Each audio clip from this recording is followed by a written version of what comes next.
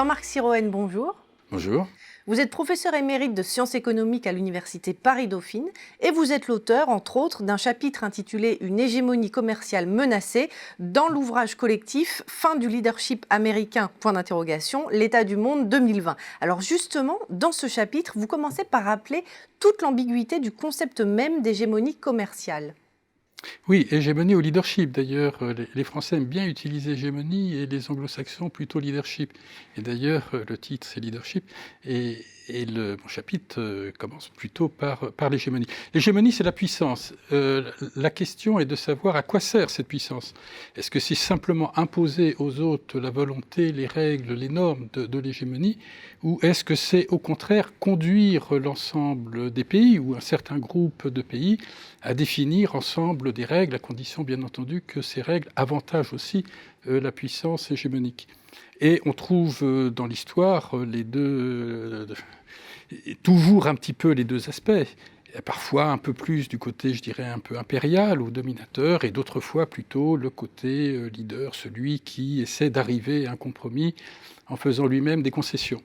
Ce qui implique que le leader, il a aussi des devoirs il a des privilèges, mais l'échange de ces privilèges, notamment les règles qui sont les plus conformes à sa situation, comporte aussi des obligations. C'est pour ça qu'il n'y a pas tellement de monde qui est candidat au statut de leader ou d'hégémonie aujourd'hui. Alors justement, si on pense à la guerre commerciale entre la Chine et les États-Unis, est-ce qu'il faut plutôt dire qu'elle s'apparente à une guerre entre deux hégémonies ou entre une hégémonie vieillissante et une hégémonie naissante ?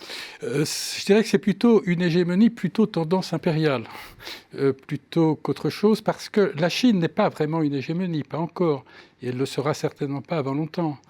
L'hégémonie aujourd'hui reste les États-Unis. La grande puissance, ce sont les États-Unis. Ce sont eux qui dominent de très loin sur le plan militaire, sur le plan diplomatique. La monnaie, c'est toujours le dollar. Le renminbi, c'est presque rien comme monnaie internationale.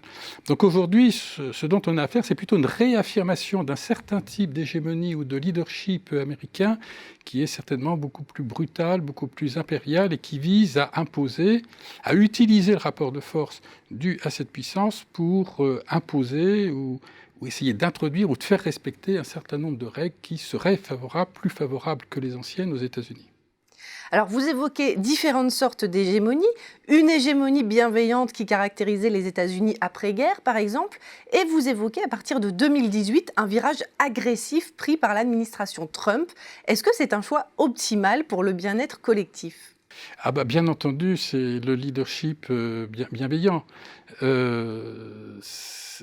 On apprend beaucoup à l'université les dilemmes du prisonnier, c'est-à-dire les situations non coopératives où tout le monde est finalement perdant. Et souvent, on prend la politique commerciale comme exemple de dilemme du prisonnier. Donc c'est toujours très défavorable du point de vue du bien-être collectif que de s'affronter ou de jouer sa propre partie. Alors on cite souvent l'exemple des années 30 et des surenchères protectionnistes comme exemple de cette situation.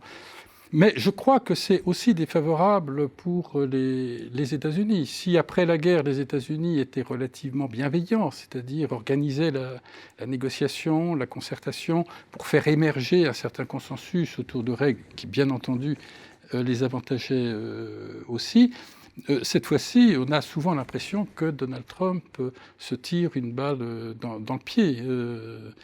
Il n'a pas grand-chose à gagner d'une récession mondiale, d'une fermeture des marchés étrangers à ses propres exportations, ni sur le plan économique, ni sur le plan diplomatique, ni même sur le plan de la stabilité économique.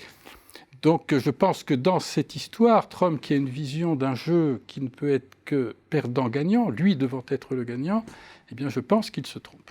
Et alors justement, pour le montrer, est-ce que vous pouvez nous donner un exemple concret d'une hégémonie bienveillante, fructueuse justement, pour les deux parties ? D'une hégémonie bienveillante, fructueuse, le plan Marshall est certainement un exemple historique, puisque l'Union européenne, l'Europe, et pas que l'Europe d'ailleurs, n'achetait rien aux États-Unis parce qu'ils n'avaient pas d'argent pour acheter. C'était une situation financière catastrophique dans ces pays.